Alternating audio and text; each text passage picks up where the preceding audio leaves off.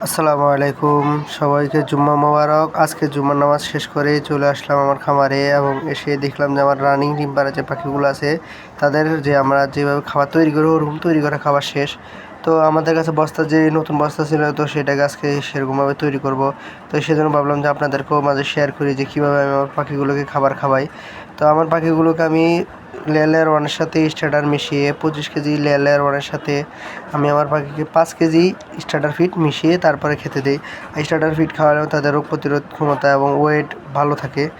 আর এই খাবারটার সাথে আমি যেটা মিক্স করে থাকি সেটা হলো হলুদের গুঁড়া। হলুদের গুঁড়া একটা ভালো অ্যান্টিবডি হিসেবে কাজ করে থাকে, এতে পাখির রোগ প্রতিরোধ ক্ষমতা ভালো থাকে। এবং কালো জিরা মিক্স করি, এতে পাখি ঠান্ডা থেকে দূর ভালো থাকে।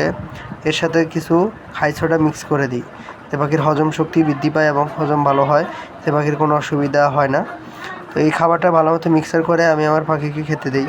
তো এতে খাওয়ালে এইভাবে যদি স্টার্টার মিশিয়ে লেয়ারের সাথে দিই তাহলে আমার ডিম প্রোডাকশন কখনো কমে না। এতে করে আমার ডিম প্রোডাকশন যখন কমে তখন আমার লাভবান হওয়া যায় ভালো। এই জন্য আমি এটা এইভাবেই খাওয়াই।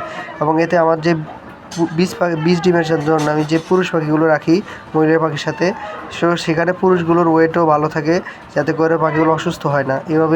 এইভাবেই আমি আমার পাখিগুলোকে খাবার খাইয়ে থাকি। আপনারা কীভাবে খাওয়ান সেটাও আমাকে জানাবেন কমেন্টে।